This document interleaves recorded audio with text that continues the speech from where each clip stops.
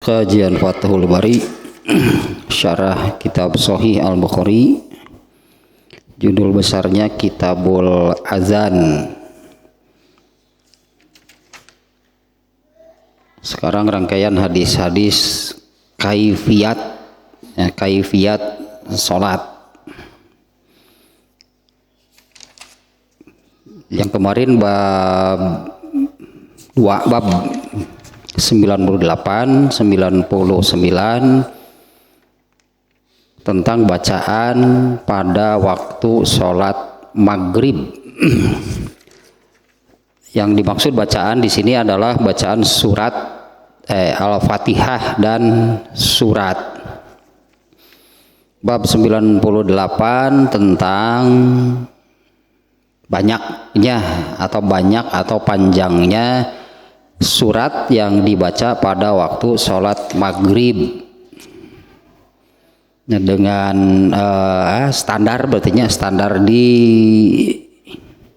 zaman Rasulullah SAW untuk sholat maghrib saja sudah cukup panjang. Ya, di dalam hadisnya disebutkan Rasulullah SAW itu Ibnu Abbas membaca surat Al-Mursalat, yang ternyata itu mengingatkan ibunya Ibnu Abbas bahwa surat itulah surat terakhir yang dibaca oleh Rasulullah SAW pada waktu sholat maghrib. Al-Mursalat dan 50 ayat lebih, standarnya di zaman Rasulullah sekian itu sholat maghrib. Nah, ketika Al-Marwan bin Hakam menjadi gubernur Madinah, sholat maghrib membaca Al-Ikhlas dan Al-Kautsar, ditegur itu oleh Zaid bin Thabit. Ya, artinya tong ponok-ponok teuing atuh gubernur di jabatannya gubernur ari maca, karena saat itu hafal Al-Qur'an. Saat itu Marwan bin Al-Hakam itu hafal Al-Quran, tapi kan memilih baca surat itu. Nah, ditegur karena terlalu pendek. Nah, kemudian yang ke bab 99-nya ini bab jahar, ya, Al-Fatihah dan surat itu dibaca jahar pada waktu sholat maghrib, yaitu di rokaat pertama dan kedua, ya, Fatihah dan suratnya jahar. Dan bab sebelumnya ya sudah dibahas juga oleh Imam Al-Bukhari, bacaan jahar dan sir ya, sebelum maghrib ya, zuhur dan asar. Jahar dan sir itu berlaku untuk semua yang sholat, baik sholat sendiri ataupun berjamaah, baik sholat mukim ataupun sholat kosornya, sholatnya seorang musafir, baik laki-laki ataupun perempuan. Nah, maghrib itu bacaannya jahar, yaitu pada 2 rakaat pertama, ya, yang dijaharkan itu adalah Al-Fatihah dan surat. Sekarang bab ke-100, ya, babul jahri fil isya, bab bacaan jahar pada waktu sholat isya. Bab ke-101-nya babul qiraati fil isya'i bisajdah. Nah, ini ukurannya jadi dibaliknya dengan kalau sholat maghrib babnya itu bab seberapa panjang itunya surat yang dibaca pada waktu sholat maghrib. Kemudian bab berikutnya baru bab jaharnya. Nah, kalau untuk sholat isya Imam Bukhari itu mendahulukan bab jaharnya. Bab ke-100 sekarang ininya babul jahri fil isya, bab bacaan jahar pada waktu sholat isya. Di dalam bab ini Imam Bukhari memasukkan 2 hadis. Hadisnya pendek-pendek nih. Yang pertama nih, An Abi Rafi'in radhiyallahu anhu qala shallaitu ma'a Abi Hurairata al-atamah faqara'a idza sama'un syaqqat fasajada faqultu lahu qala sajadtu khalfa Abil Qasimi sallallahu alaihi wasallam fala azalu asjudu biha hatta alqahu. Dari Abu Rafi, ia berkata, aku sholat berjamaah bersama Abu Hurairah, yaitu sholat al-atamah. Al-atamah itu nama lain dari sholat isya. Ya, sholat atamah yaitu sholat isya. Faqara'a idza sama'un syaqqat. Nah, Abu Hurairah saat itu membaca surat Al-Insyiqaq. Ini ayat pertamanya yang ininya, idza sama'un syaqqat, yaitu surat Al-Insyiqaq. Fa sajada, kemudian beliau atau Abu Hurairah sujud. Setelah selesai sholat, aku berkata kepada Abu Hurairah, sajadtu khalfa Abil Qasimi. Aku pernah berjamaah juga di belakang, berjamaah bersama nabinya. Aku menjadi makmum di belakang Abul Qasim, atau ini kunyah dari Rasulullah SAW. Aku pernah sholat di belakang Abul Qasim, ya Rasulullah SAW. Fala azalu asjudu biha hatta alqahu. Nah, maka aku terus menerus itu ya sujud sholatnya biha dengan surat tersebut hatta alqahu, hingga aku menjumpainya. Itu hadis yang pertama. Ini tentang jaharnya, tentang jahar itu pada sholat isya. Kemudian hadis keduanya kita sekalian saja dua nih hadisnya. Yang kedua, an Adiyin qala sami'tul barra'a anna nabiyya sallallahu alaihi wasallam kana fi safarin fa qara'a fil isya'i fi ihdar raq'ataini bitini waz zaitun. Dari Adi, ia berkata, aku mendengar Al-Barro ini Al-Barro bin Azib, sahabat Rasulullah SAW radhiyallahu anhu. Ia berkata, Al-Barro berkata, Nabi sallallahu alaihi wasallam itu ketika safar, beliau membaca pada waktu sholat isya di salah satu rakaatnya membaca surat At-Tin. Surat At-Tin ya, Pak, pendek lahnya kita tahunya itu surat At-Tin wattini wazaitun. Nah, ini dua hadis tentang jaharnya sendiri.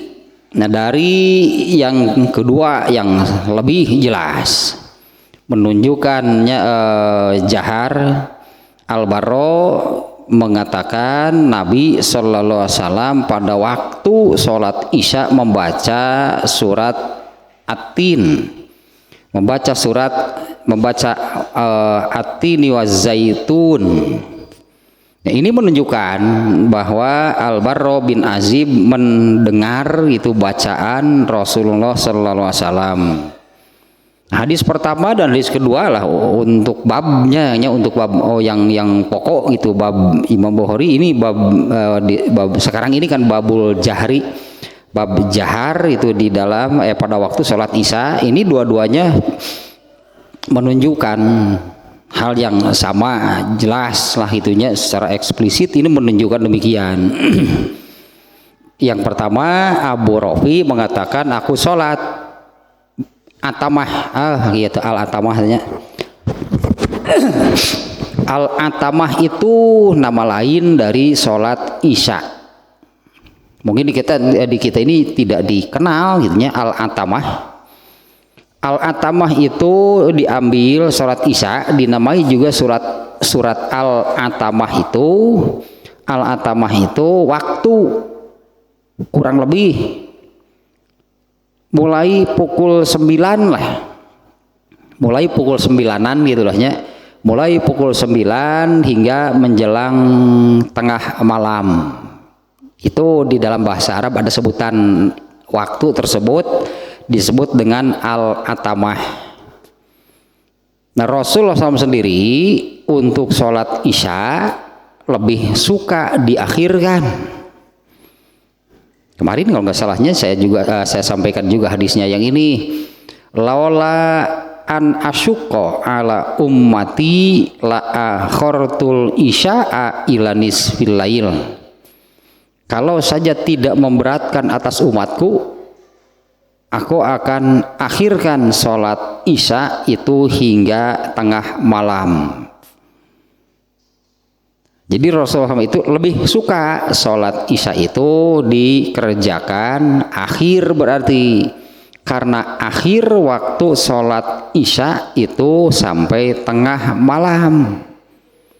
Akhir waktu sholat isya bukan subuh. Kalau sholat zuhur nih, waktu sholat zuhur itu akhir waktu sholat zuhur itu adalah masuknya waktu asar.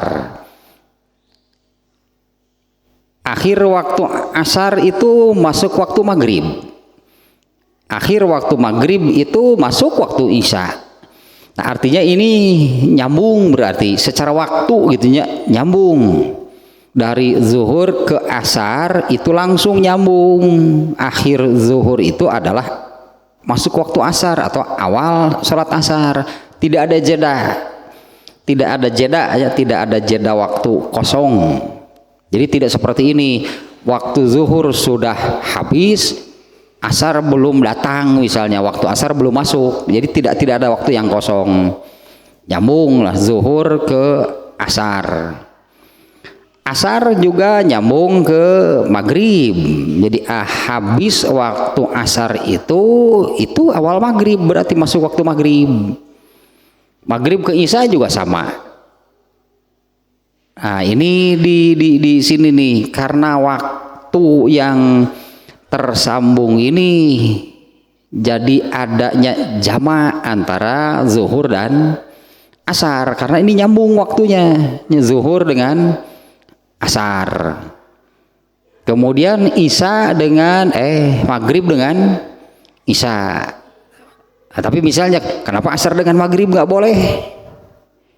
Kan sama sebetulnya, kan nyambung, habis asar itu masuk maghrib berarti.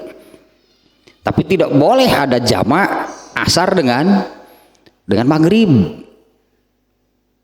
Nah, meskipun secara waktu itu tidak ada jeda, itu nyambung dari asar ke maghrib, tapi antara asar dengan maghrib itu sudah beda hari, beda tanggal, berarti beda tanggal, beda hari. Karena di dalam Islam pergantian hari, pergantian tanggal itu dimulai maghrib. Nanti kalau asar dikerjakan di maghrib berarti itu salat kamari, atau itu berarti itu salat kamari, berarti itu mah salat tanggal 5 dikerjakan tanggal genap. Ya kan begitu, habis asar itu hari dan tanggal yang itu habis, berarti begitu masuk maghrib berarti kan masuk hari yang baru, masuk tanggal yang baru. Kalau sholat asar dikerjakan di maghrib, ya itu sholat tanggal 5 dikerjakan tanggal 6. Sebari benci kurang sunnah mah sholat tu kamari eta mah. Nah, kalau subuh ini terpisah sendirian gitu ya, sendiri, terpisah sendirian. Ke belakang ke sholat isya nggak nyambung waktunya, kemudian ke depan juga ke sholat zuhur nggak nyambung. Jadi isya itu nggak nyambung ke subuh. Isya itu berakhir waktu sholat isya itu, akhir waktu sholat isya itu adalah tengah malam. Nah, setelah tengah malam berarti disebutnya kosong dari waktu sholat wajib.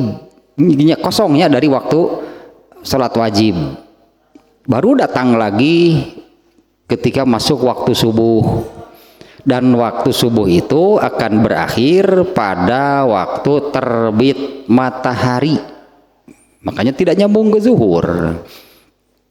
Ini diisyaratkan oleh Al-Quran di surat Al-Isra ayat 78. Ya, ayatnya auzubillahi minasyaitonirrajim, aqimis sholata liduluki syamsi ila gosyakilail. Dirikanlah sholat itu karena tergelincir matahari. Ini siang hari nih, zuhur berarti. Aqimis sholata liduluki syamsi ila gosyakilaili, hingga pekat gitunya, hingga pekat gelap malam, hingga ini akhir isya. Hanya seperti itu isyaratnya di dalam Al-Quran. Dirikanlah sholat itu mulai dari tergelincir matahari hingga menjadi tengah hari, mulainya berakhir tengah malam. Ini nyambung terus, terisi gitu oleh waktu sholat wajib. Masuk tengah hari, masuklah waktu sholat zuhur, dan berjalanlah waktu sholat zuhur itu hingga asar. Masuk asar berarti zuhur sudah habis. Kemudian waktu asar ini laju hingga masuk waktu maghrib, berarti waktu asar sudah habis. Masuk maghrib itu berarti waktu asar sudah habis. Laju waktu maghrib, masuk isya, berarti waktu sholat maghrib habis, masuk waktu sholat isya, lajulah sampai tengah malam. Jadi ayat itu menyebutkan dirikanlah sholat dari tengah hari hingga tengah malam. Itu 4 sholat wajib. Nah, kemudian di dalam ayatnya ya yang barusan, aqimis sholata liduluki syamsi ila gosyakilail, dari tengah hari sampai tengah malam. Wa qur'anal fajri, dan sholat subuh. Dipisahkan nih di ayatnya pun. Dan sholat subuh, inna qur'anal fajri kana masyhuda, karena sholat subuh itu disaksikan dan dicatat, tentunya disaksikan dan dicatat oleh 2 malaikat. Dan masing-masing malaikat itu akan menyerahkan catatan amalnya kepada Allah. Jadi sholat subuh mah, ini kalau di awal waktu, berarti sholat subuh itu kalau di awal waktu dicatat oleh 2 malaikat, jadi ada di 2 catatan malaikat, dan Allah memberi pahala itu berdasarkan catatan yang ada. 2 berarti pahalanya. Nah, Rasul SAW itu untuk sholat isya nih ya, lebih itu ini nih dari sebutan al-atamah. Siapa tadi ini yang Abu Rafi ya. Abu Rafi mengatakan aku sholat atamah bersama Abu Hurairah. Nah, sholat atamah itu sebutan lain dari sholat isya. Disebut sholat atamah itu seperti juga sholat tahajud. Apa sih artinya sholat tahajud? Oh, terkenal kan sholat tahajudnya. Apa sih arti tahajud gitu ya? Tahajud itu waktu. Sebutlah waktunya tahajud itu waktu. Bukan waktu sih, arti tahajud itu kalau seseorang tidak tidur pada waktu umumnya orang-orang sudah tidur. Tidak tidur pada waktu umumnya orang-orang sudah tidur. Kalau melakukan sholat, nah sebutannya sholat tahajud. Jadi kalau tahajud jam 8 boleh nggak? Nyata pasti hari nyebut tahajud mah, menyebut sholat malam apa wae. Sholat malam mah mulai dari ba'da isya, setelah mengerjakan sholat isya.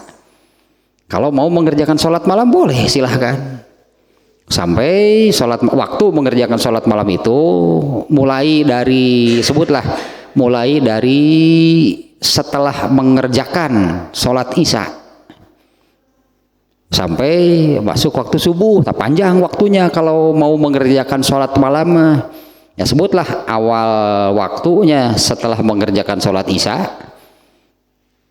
kemudian kalau di apa namanya yang paling yang paling utama mengerjakan sholat malam itu, nah itu di waktu yang barusan, pada waktu yang kosong dari waktu sholat wajib, yaitu setelah habis waktu sholat isya.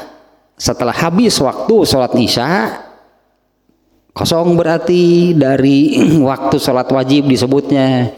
Nah ini waktu terbaik kalau mau mengerjakan sholat malam.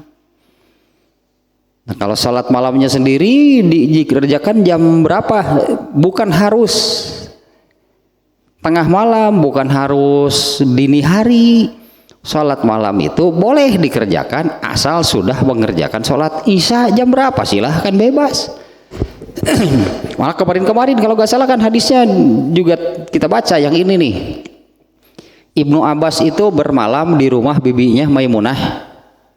Maimunah teh istrinya Rasulullah.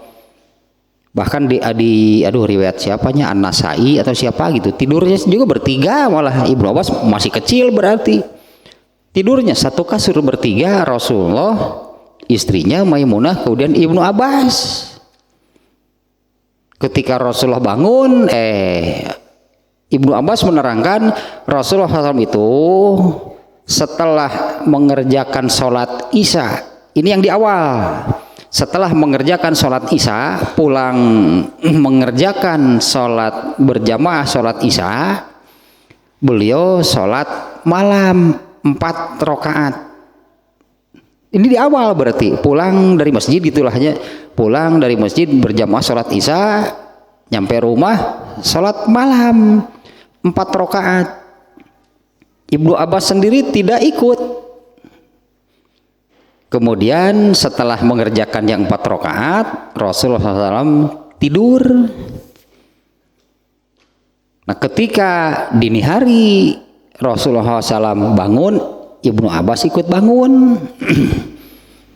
Kemudian Ibnu Abbas menyediakan air wudhu Rasulullah SAW.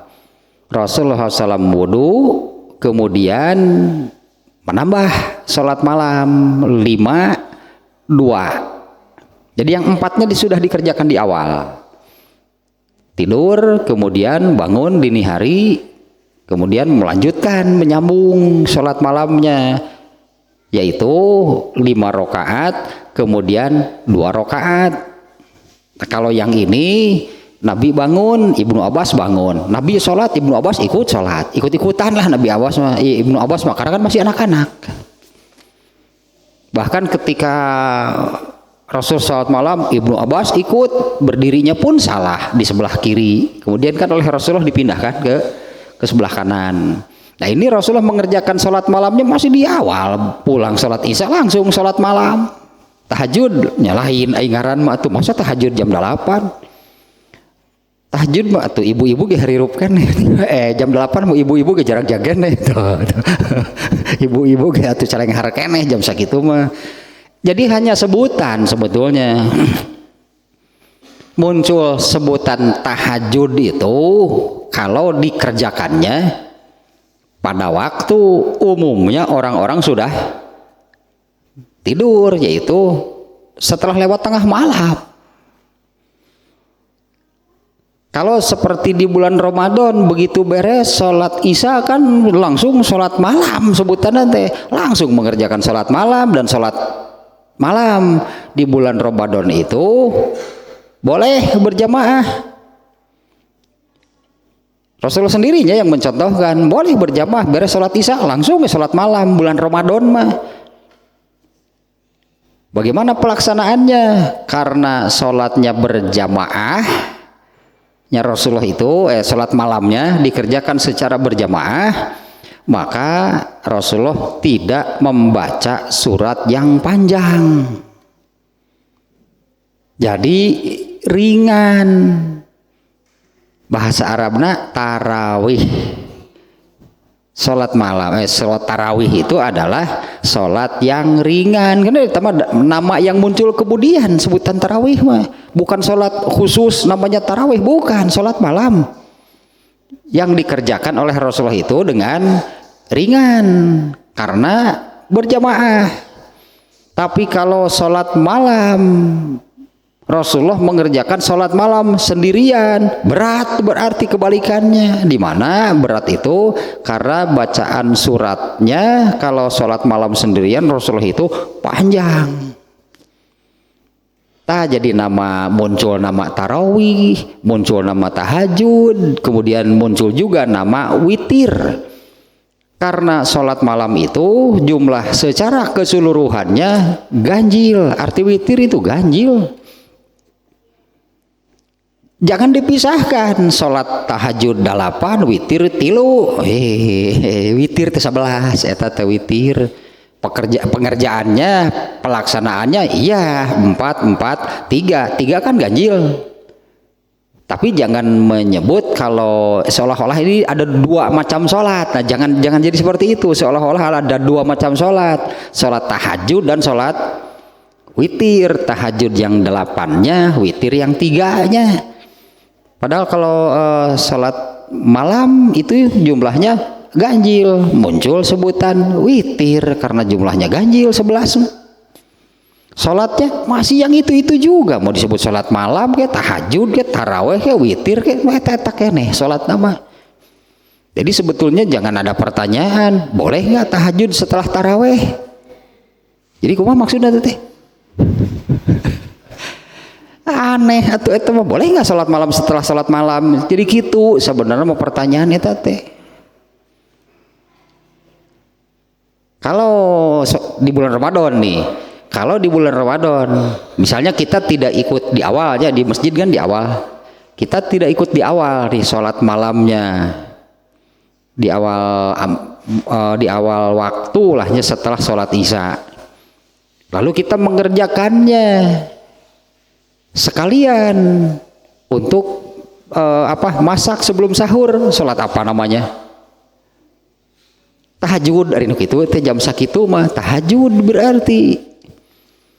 Jadi seolah-olah gitu tahajud dan tarawih itu 2 sholat yang berbeda. Bukan.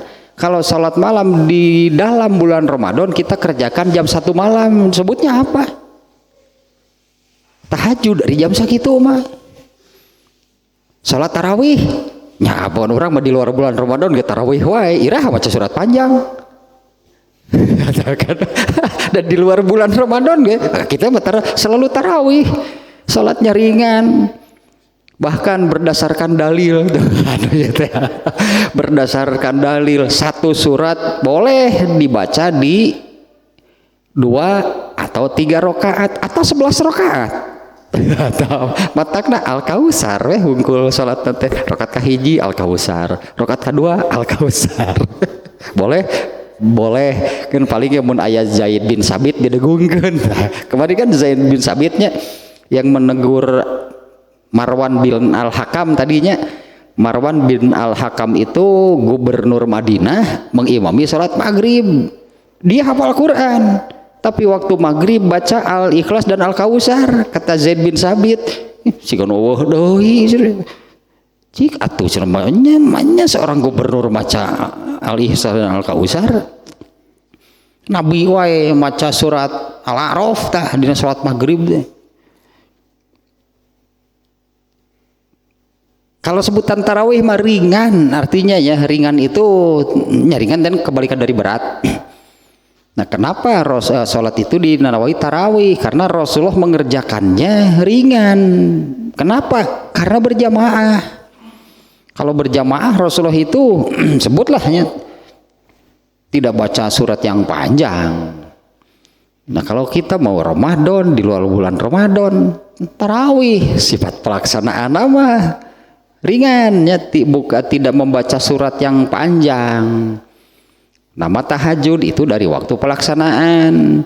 Jadi nama asal sholat tersebut adalah Qiyamul Lail. Ya, nama hanya sholat tersebut yang pokok itu adalah Qiyamul Lail, sholat malam. Kapan waktunya? Setelah mengerjakan sholat isya sampai waktu subuh. Nah, itu waktunya cukup panjang. Kalau mau Qiyamul Lail mau di awal boleh setelah sholat isya. atau menjelang subuh lah di alarm. Nah misalnya subuh 4:30, alarm jam 4, hudang paruman kerejat jam 5:30. Hudang teh paruman alarm, terus jam seberapa hudang deui? Jam 8 kadang-kadang. Hudang deui teh jam 8 lalu boro-boro tahajud subuh we kaberangan. Ada lebar belum lama akhirnya belum lama, yaitu tentang di Kitabul Adab kan ya, di Kitabul Adab kemarin lah tentang apanya, silaturahmi. Di antara keutamaan silaturahmi itu adalah memanjangkan umur, memperbanyak rezeki. Itu kan keutamaan silaturahmi ya. Keutamaan silaturahmi itu kan memperpanjang umur, memperbanyak rezeki. Wah, ini harus betul-betul memahami apa itu umur, apa itu rezeki. Kalau dalam pikiran rezeki itu duit, emangnya jadi laloba duit gitu ante. Nu silaturahmi jadi laloba duit ente. Kemudian orang yang silaturahmi gitu jadi panjang umurnya gitu, lebih ke 250 tahun hirupna teh mau gak gitu. 70 wae geus lalinu tueur teh. Cangkeng geus segala karasa. Rayu rajin silaturahmi 2,5 ta umurna pek 250 tahun sanu daek. Panjang umur di sini adalah banyak pahala, seolah-olah hidup lama dari banyaknya pahala gitu kan, seolah-olah hidupnya lama dan terus beramal. Rasulullah itu umurnya paling panjang kan, Rasulullah itu umurnya paling panjang. Kalau umur hidupnya di dunia kan hanya 63 tahun. Kemudian beramalnya sejak umur berapa? Sejak menjadi nabi. Meskipun kebaikan sebelum menjadi nabi itu juga jadi diberi pahala. Seperti para sahabat yang asalnya jahiliyah, musyrik, kafir, lalu masuk Islam. Ada sahabat yang bertanya, apa kebaikan yang dulu kami lakukan ketika jahiliyah itu diberi pahala enggak? Jadi kalau kamu masuk Islam, ya anggaplah Rasulullah itu kurangi masa belum balik merenannya 63, jadi sabaraha produktifnya Rasulullah beramal. Jam 63 dikurangi 15, 48 tahun. Tapi jumlah pahala yang bisa dikumpulkan oleh Rasulullah mengalahkan semua nabi-nabi sebelumnya yang hidupnya lebih lama di dunia, lebih panjang, lebih banyak amalnya. Nabi Nuh 950 tahun, Nabi Musa 450, Rasulullah mah hanya 48 tahun produktif beramalnya, tapi jumlah pahalanya tapi panjang umur teh. Seolah-olah Rasulullah itu kalau disamakan dengan cara Allah memberi pahala antara Rasulullah dan Nabi Nuh misalnya, oleh Allah disamakan cara memberi pahalanya. Rasulullah SAW ini seolah-olah hidup selama 3000 tahun. Dari jumlah pahalanya ya, seolah-olah Rasulullah itu hidup selama 3000 tahun. Nabi Nuh dengan 850 tahun, ternyata panjang umur gitu. Silaturahmi itu memanjangkan umur dan memperbanyak rezeki. Rezeki apa? Contoh kecilnya seperti ini, contoh kecilnya. Kalau kita sedang berjalan lalu menemukan duri, paku, beling, kaca gitu, apa yang membahayakannya, rezeki teteh. Ambil, buang ke tempat yang aman. Dapat apa dengan melakukan demikian? Allah menyanjung orang itu dan mengampuni dosanya. Rezeki tah manggih nu kitu teh. Tapi aku kudu lempangan ka ditu ka dieu. Mencari rezeki caranya. Mencari rezeki lempangan ka ditu ka dieu dengan naon dengan paku. Dadoy atuh eta mah. Dadoy jadi kasab atuh eta mah.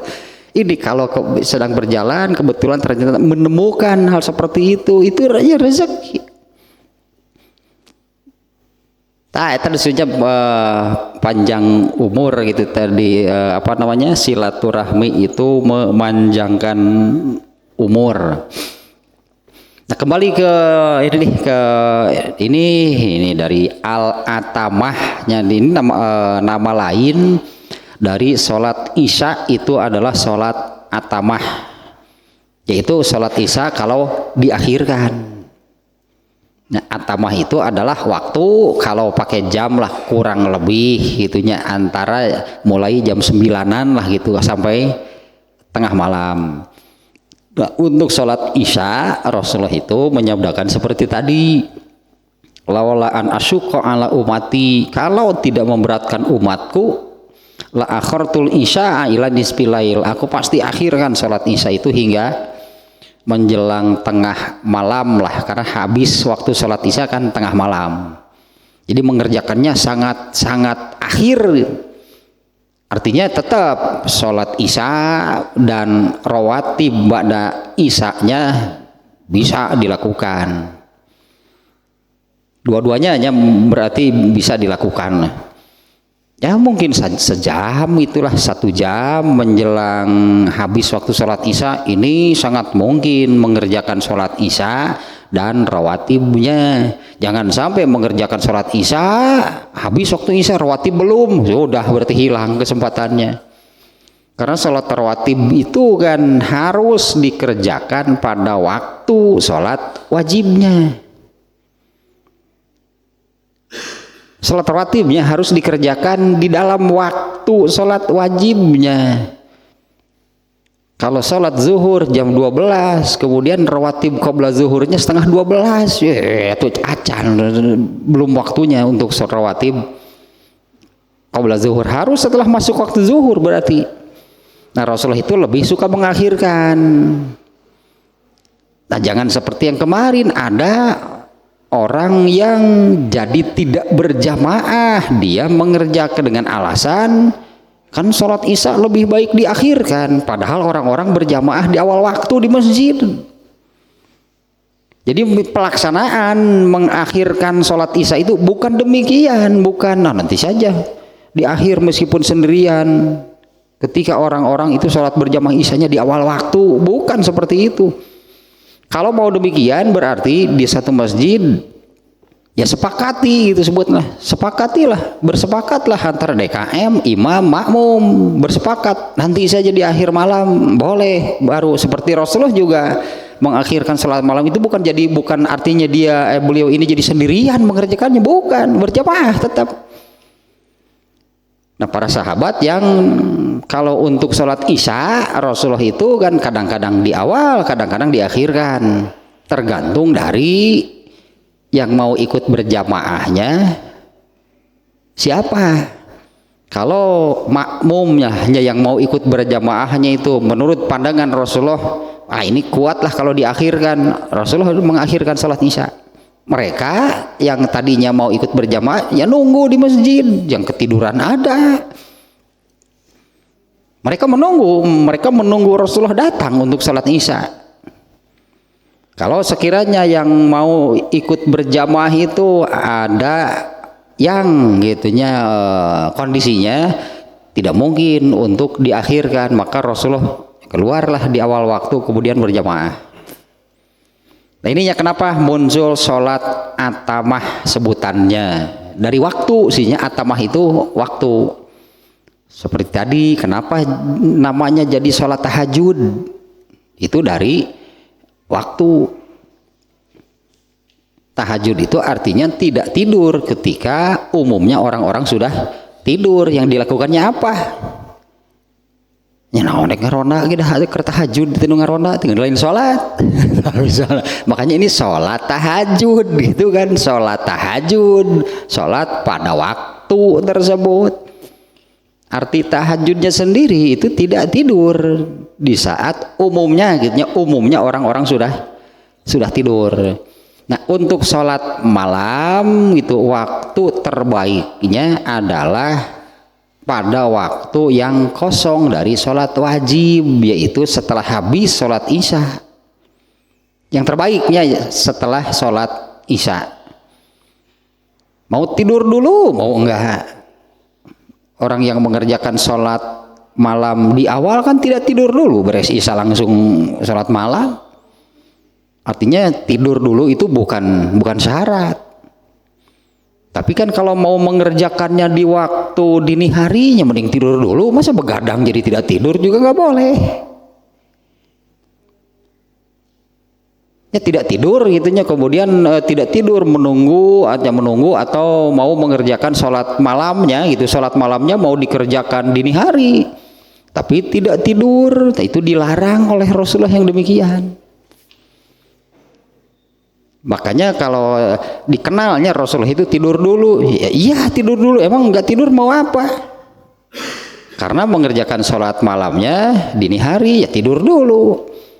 Tapi kalau mengerjakan sholatnya di awal malam, pulang ya langsung sholat. Yang terbaik mengerjakan sholat malam itu pada waktu yang kosong dari waktu sholat wajib, yaitu setelah habis isya. Ya sampai subuh gitulah. Nah kemudian subuh sendiri itu tidak nyambung ke zuhur. Subuh itu berakhir ketika terbit matahari. Waktu subuh habisnya ketika terbit matahari. Kosonglah dari waktu sholat wajib. Nanti ada lagi ketika tengah hari masuk waktu zuhur. Di dua itu ada sholat. Kalau malam hari kan sholat malam, kalau di siang hari ini ada sholat duha. Kalau malam kan ada sholat malamnya, di malam hari mah. Kalau di siang hari itu ada sholat duha. Jumlahnya juga bisa banyak kan, sholat duha mah boleh 2, boleh 4, 8, 10, 12. Sholat malam 11, sholat duha bisa lebih banyak. Entah nih saya lupa lagi nih yang 12 ini sahih atau dhaif lah, lupa laginya. Tapi kalau yang 2, 4, 8, 10, kalau yang 6 itu hadisnya lemah. Kalau mau salat duha atau 2, 4, 8, 10. Yang 12 saya lupa lagi lah, hanya nantilah kita cari lagi. Jadi di waktu yang kosong itu Allah adakan sholat juga. Kalau malam sholat malam, kalau siang, nah di waktu siang itu ada sholat duha. Nah kembali ke sini nih, jangan jadi melebar ke mana-mana, tah karena sholat malam, dah lebar kayak tangan tuh nubieu teh. Yang tadi yang disebut panjang umurnya, hadis tentang silaturahmi itu memanjangkan umur dan memperbanyak rezeki. Itunya hadisnya di bab Kitabul Adab kemarin. Nah panjang umur yang dimaksud oleh hadis itu adalah banyak, berarti mengumpulkan pahala, padahal hidupnya pendek, tapi jumlah pahalanya seolah-olah dia hidup panjang dan terus beramal. Nah untuk yang demikian Allah tambah jumlah pahalanya dengan adanya Lailatul Qadar. Nah Lailatul Qadar itu pahala lah, anggapnya pahala yang amal yang dikerjakan pada Lailatul Qadar, malam Lailatul Qadar itu lebih baik daripada 1000 bulan, lebih banyak, lebih besar daripada pahala amal seumur hidup. Memanjangkan umur oleh Lailatul Qadar. Yang memanjangkan umur itu dengan Lailatul Qadar dapat bonus pahala yang lebih besar daripada pahala amal seumur hidup. Nah, amal pokok untuk mendapatkan Lailatul Qadar itu adalah sholat malam. Yang dipastikan dapat Lailatul Qadar itu orang yang sholat malam sepanjang tahun, bukan mendadak ketika masuk bulan Ramadan. Emang gampang ingin dapat Lailatul Qadar, hese buru Lailatul Qadar teh. Yang mendapat bonus besar gitu siapa? Itu yang sholat malamnya tidak terputus lah, terus menerus mengerjakan sholat malam sepanjang tahun. Yang seperti itu dipastikan, bukan hanya yang ini, tapi maknanya bukan hanya orang yang seperti ini yang dapat Lailatul Qadar, bukan. Yang seperti ini dipastikan dapat Lailatul Qadar, yaitu yang mengerjakan sholat malam sepanjang tahun.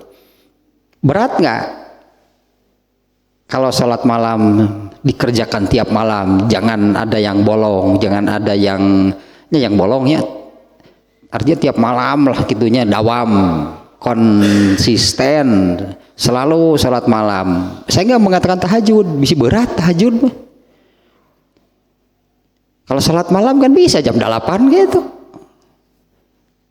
Orang yang konsisten mengerjakan sholat malam sepanjang tahun, itu orang yang dipastikan dapat Lailatul Qadar. Nu kitu, nu panjang umur mata.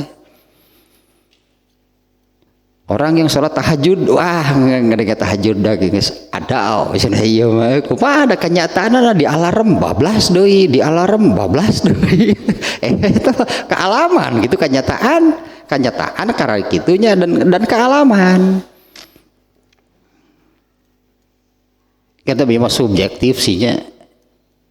Jadi kalau saya sendiri berpikir bagaimana gitu caranya supaya bisa gitu, supaya bisa kalau sholat malam itu jangan sampai ada yang terlewat. Kumaha caranya? Karena terpikirnya kan ingin yang terbaik, yaitu di waktu dini hari tadinya. Tapi kalau nggak tidur dulu kan ripuh. Makanya tidur dulu, terus di alarm, dah bablas nanti aya wae tarik itu teh. Bagaimana gitu caranya untuk supaya bisa nih dawam konsisten sholat malam tiap malam tidak pernah terlewatkan. Kalau ingin dini hari karena itu yang terbaik ya, tapi udah berat sehingga ada saja bablasnya, ada saja terlewatnya. Pikir-pikir usah mending di awal, pasti bisa semuanya. Seperti orang sholat taraweh kan ada kan yang tarawehnya tidak terlewat selama sebulan. Di awal mah bisa, geningan 1 bulan tidak terlewat. Beres isya langsung berjamaah sholat taraweh, beres isya berjamaah sholat taraweh, itu bisa geningan tiap malam tidak terlewatkan. Sabulaneun mah di bulan Ramadan begitu masuk 1 Syawal malam takbiran geus poho karena sholat malam lagi. Begitu masuk malam takbiran, sebut malam takbiran masuk 1 Syawal. Ingat tuh karena sholat malam. Ari masa ke Ramadan itu sabulan mung anu kaliwat gitu, nggak mau ada yang terlewat. Sholat malam nanti waktu bulan Ramadan mah selalu mengerjakan.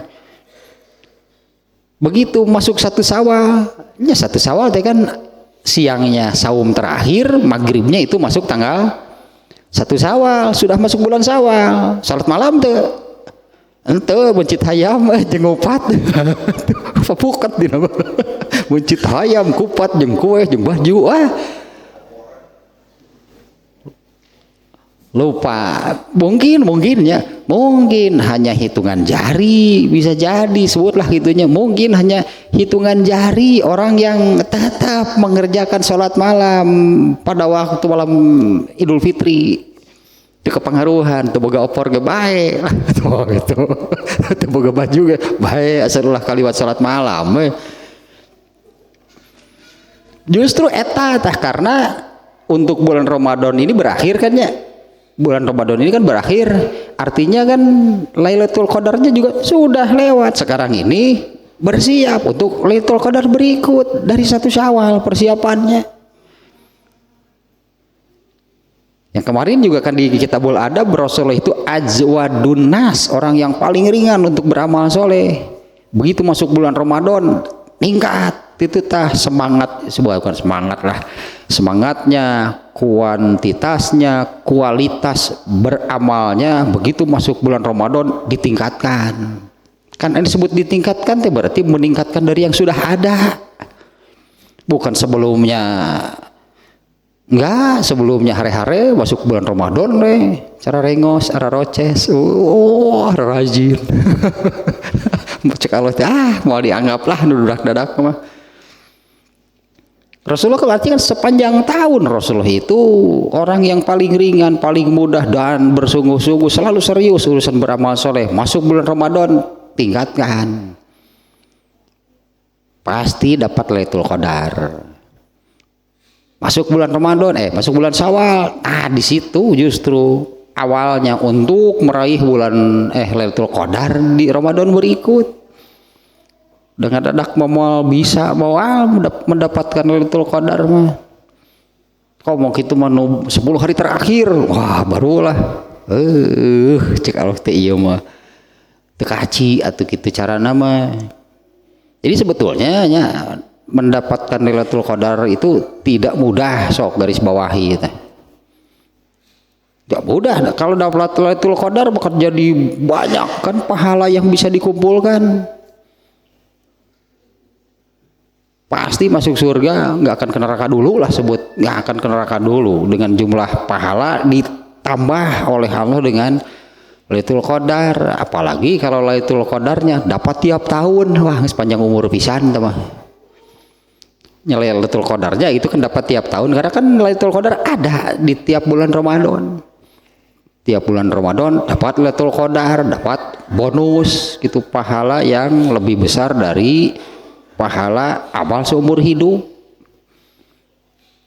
Tambah segera teh menang 10 lah sila ipis lah. Dapat 10 kali teh Lailatul Qadar segera teh. Aman lah gitu ya teh. Sudah dapat mengumpulkan pahala yang sangat banyak lah itunya. Ya buktinya Rasulullah umurnya hanya 48. Tapi bandingkan jumlah pahala yang dikumpulkan dengan Nabi Nuh lebih banyak Rasulullah. Ya satu karena dilipat gandakan kan Rasulullah banyak, satu amal itu kan dilipat gandakan pahalanya. Yang kedua tetap dapat bonus besar yaitu Lailatul Qadar. Kalau saumnya, saum itu saum bulan Ramadan ya, saum bulan Ramadan itu tahun kedua hijrah. Tahun kedua hijrah Rasulullah itu setelah hijrah itu 10 tahun. Jadi berapa kali Ramadan Rasulullah kebagian? 9 berarti. Tahun pertama belum ya. Tahun pertama hijrah di Madinah belum ada saum bulan Ramadan. Tahun kedua berarti tahun kedua, ketiga, keempat sampai 10 berarti 9 kali Rasulullah mengalami saum yang diwajibkan di bulan Ramadan. Rasulullah berarti dapat 9 Lailatul Qadar di tiap tahunnya. Dapat 9 itu sakumaha Lailatul Qadar itu lebih besar dari pahala seumur hidup lah gitulah kurang lebihnya. Nah kembali ke sini nih soal atamah dah itu tidinya tuh mitina teh. Nah adapun sejaharnya ini judulnya ini kan jaharnya jahar pada waktu sholat Isya. Abu Rafi mengatakan aku berjamaah sholat Isya atamah di sini tadi nyebutnya bersama Abu Hurairah. Pada waktu itu Abu Hurairah membaca izas sama unsyaqqat. Ini menerangkan bahwa Abu Hurairah membacanya jahar gitunya terdengar artinya bacaannya sehingga Abu Rafi bisa menerangkan demikian. Berarti dia mendengar Abu Hurairah saat itu sebagai imam pada waktu sholat Isya membaca surat Al-Insyiqaq dan kata Abu Hurairah nih Abu Rafi yang berkata kepada Abu Hurairah terbalik nih, Abu Hurairah mengatakan aku pernah sholat di belakang Rasulullah SAW atau berjamaah ya, diimami oleh Rasulullah SAW dan beliau pun itu berjamaah sholat Isya itu membaca surat Al-Insyiqaq. Nah, ini juga kan sesuai dalam arti emang ini belum ke berapa panjangnya di bab berikutnya babul qiraati fil isya'i bi sajdah Kemudian bab berikutnya 102 babul qiraati fil isya. Nah, ini baru nih seberapa banyak, seberapa panjang bacaan surat pada waktu sholat isya. Tapi hadis ini juga sudah menunjukkan ternyata Rasulullah SAW juga kalau sholat isya ya sekitar surat inilah yang dibaca, sebanyak itulah gitu, sepanjang itu Rasulullah membaca surat pada waktu sholat isya. Ya sekitar eta lah surat Al-Insyiqaq berapa ayat, sekian itu paling oke. Tidak panjang-panjang ya. Yang kemarin ya, hadis yang kemarin tentang bacaan pada waktu sholat maghrib, Marwan bin Al-Hakam sebagai gubernur mengimami sholat maghrib membaca surat Al-Ikhlas dan Al-Kautsar, itu kan ditegur oleh Zaid bin Sabit. Tegurannya itu kurang lebih, nah atunya kenapa gitu kan, kenapa hanya membaca surat sependek itu waktu sholat maghrib. Dulu Rasulullah pernah, bukan selalu, berarti pernah Rasulullah itu pada waktu sholat maghrib membaca dua surat yang kalau bahasanya kemarin itu kan tulayaini, dua surat yang panjang. Ada yang menyebutkan Al-A'raf dan Al-An'am, ada yang menyebut itu An-Nisa dan Al-Maidah, ada beberapa lah hanya yang menyebutkan. Tapi itu 7 surat yang panjang maghrib pernah Rasulullah membaca demikian. Nah, tapi tidak selalu, bukan selalu, pernah. Ini teguran itu dari Zaid bin Sabit karena Marwan bin Al-Hakam membaca suratnya yang terlalu pendek lah itu kalau hanya membaca Al-Ikhlas dan Al-Kautsar. Untuk satu, seorang gubernur, dua, sholatnya di situ di Masjid Nabawi berjamaah maca surat etam nih sangar rewa cek Zaid bin Sabit sebagai seorang gubernur akan jadi contoh. Dan juga kalau Marwan bin Al-Hakamnya sendiri kan hafal Al-Quran, makanya memilih nu eta pisan, gitulah tegurannya. Ya, meskipun pada akhirnya sebetulnya kan baca surat di dalam Al-Quran itu bebas. Bahkan yang baru yang tadi juga satu surat dibaca di 2 rakaat atau lebih juga boleh.